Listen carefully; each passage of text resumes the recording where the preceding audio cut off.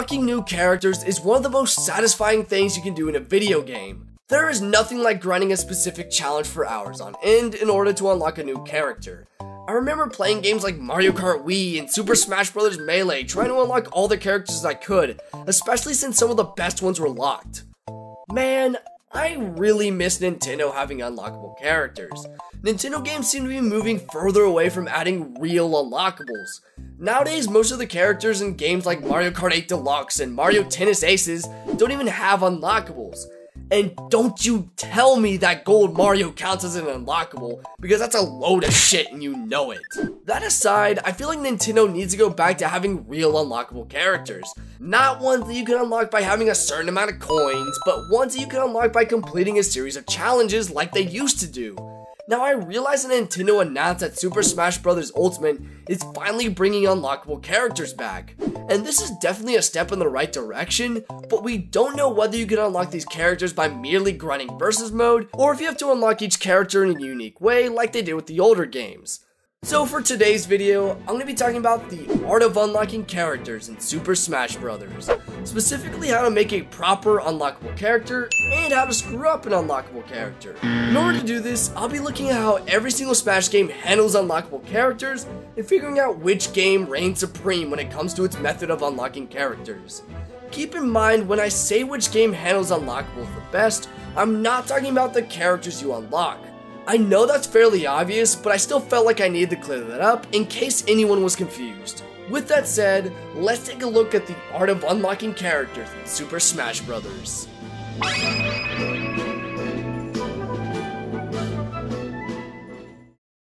The concept of having unlockables in Super Smash Bros. Started all the way back with the first game in the series, being Super Smash Bros. 64.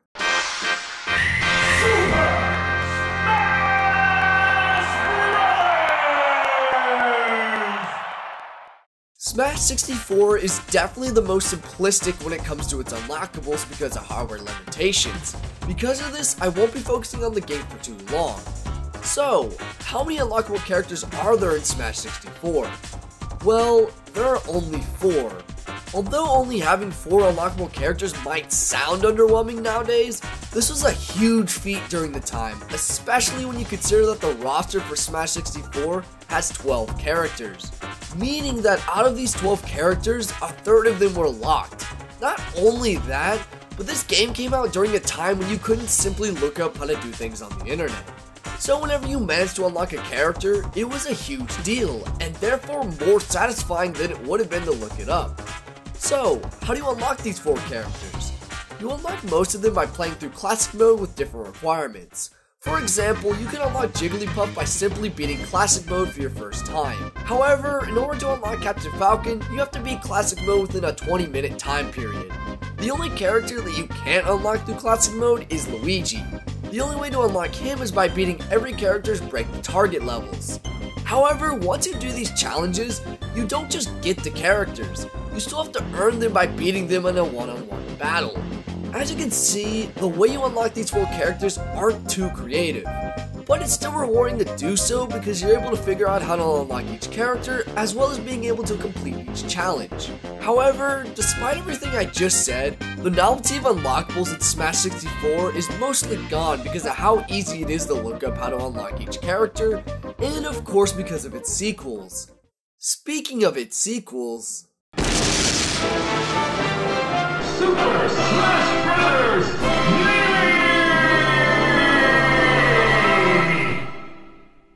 Super Smash Bros. Melee is a sequel to Super Smash Bros. 64, and is considered by many, including myself, to be the best game in the series. Just because it's my favorite Smash game does not mean that I'm gonna be biased with analyzing it because I want every game to be treated equally. So with that said, let's take a look at Melee's unlockable characters.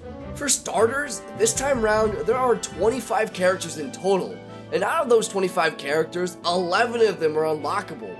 Melee was the last game in the series to have an air of mystery with its unlockable characters, because the internet was still not as easily accessible for kids like it is nowadays. However, during the time of Melee's release, cheat code books were pretty popular, but they were also pretty expensive, and weren't super reliable. So for the most part, how to unlock characters was spread by either word of mouth or just by messing around with the game. Now that begs the question, how exactly do you unlock characters in Melee? Well, unlike Smash 64, you can unlock characters in a variety of different ways, and each character can be unlocked in more than one method. For example, you can unlock Dr. Mario by either beating Classic or Adventure Mode by playing as Mario without getting any continues, or you can do 100 battles in Versus Mode. Another example is that you can unlock Falco by either clearing 100-man Melee or by doing 300 battles in Versus Mode. This is the first game in the series that truly has a lot of options for unlocking characters. Yes, you can unlock every character by just doing Versus Mode, but unlike future installments of Smash Bros., it takes a lot longer to get every character this way.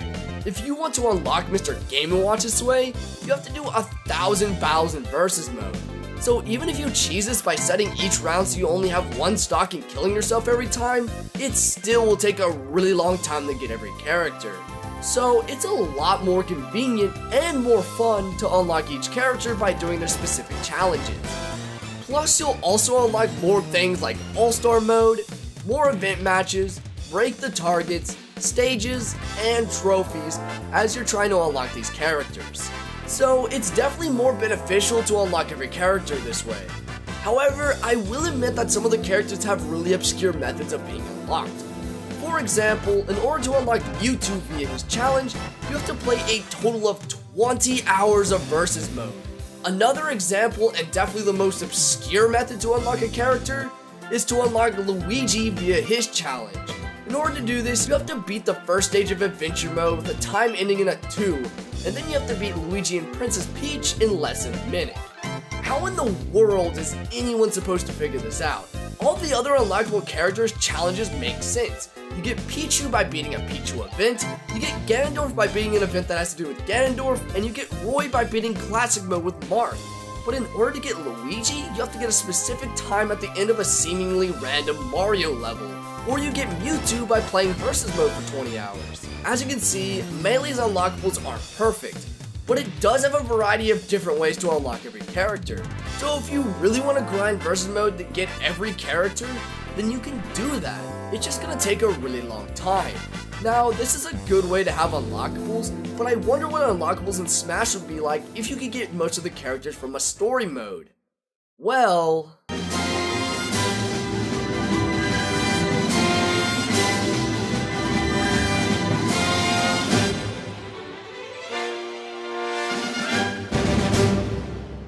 Ah yes, Super Smash Bros. Brawl, the awkward floaty cousin of Melee and the third game in the Smash series. Now this game is probably the most unpopular game, not because of its roster or single player mode, but because of its overall floaty gameplay. But that has nothing to do with its unlockables. Speaking of which, there are 37 playable characters, and out of those 37 characters, 14 of them are unlockables. Unfortunately, this is the first game in the series that loses any sense of mystery with its unlockables because of the overwhelming presence of the internet, and how easy it is to look up how to get every character. However, this actually doesn't really affect unlockables like it would have in previous installments. Why is this? Well, because every character can be unlocked by playing a new mode in Brawl, being the Subspace Emissary. What makes this so interesting is 1, there's finally an actual story mode in a Smash game, and 2, if you don't want to play through the story mode for whatever reason, then you can still unlock every character by doing a specific challenge, or by playing a certain amount of matches. The concept of Subspace Emissary, when it comes to its unlockables, is revolutionary in the Smash series. For the first time ever, you can get every character while enjoying what is a really fun and interesting story with all of Nintendo's classic IPs. And the best part is, there are still secret characters that you can unlock through the story like Jigglypuff, Toon Link, and Wolf. You can get these characters by exploring certain levels, which is something we've never seen in the Smash game before. The closest thing we've gotten to this is Luigi from Melee, and you know how I feel about that. Honestly, there's not much more to say about Brawl's unlockables. I mean, you have 3 different methods on how to unlock every character, you have a great story that you can play through, and there are more unlockables than ever. So knowing this, there's no way that Smash 4 could possibly ruin this. Right?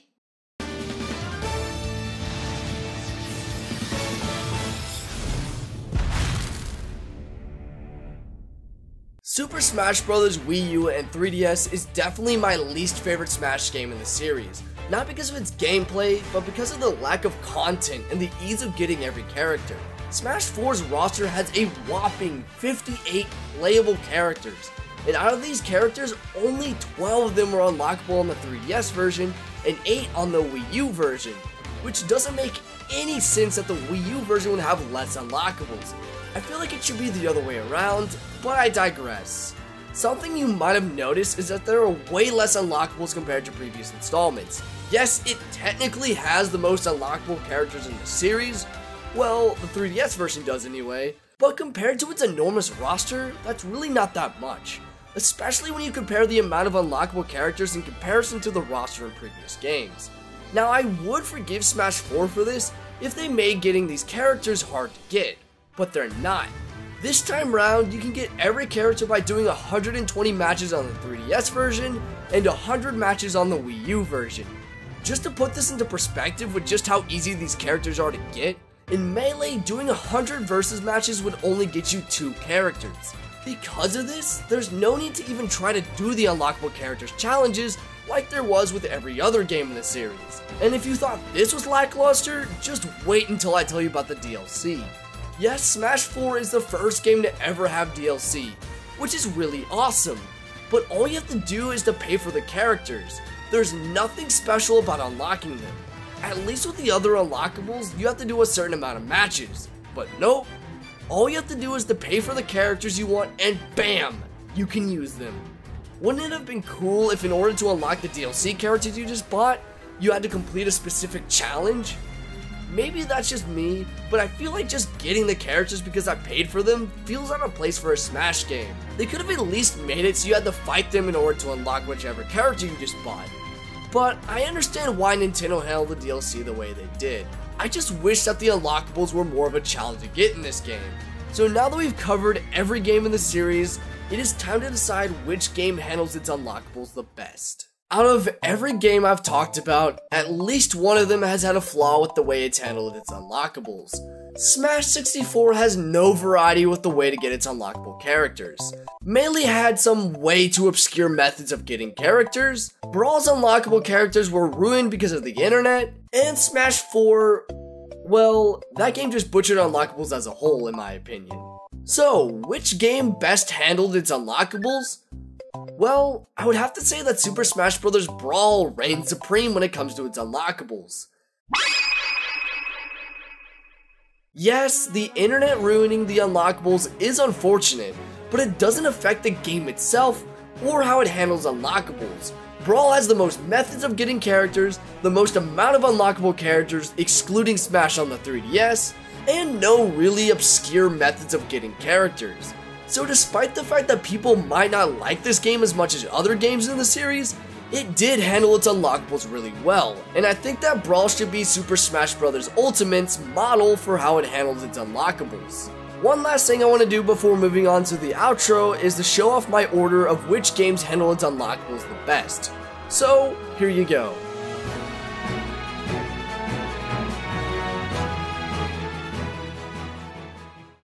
There you have it. Super Smash Bros. Brawl is the best example from the Smash series on how to handle getting unlockable characters. If you enjoyed this video, then let me know by liking this video and or commenting in the comment section below. And if you want to see more videos from me, then you should consider subscribing. Anyway, thank you so much for taking the time to watch this video. My name is Ryan Kelly, and I hope to see you in the next video. Peace!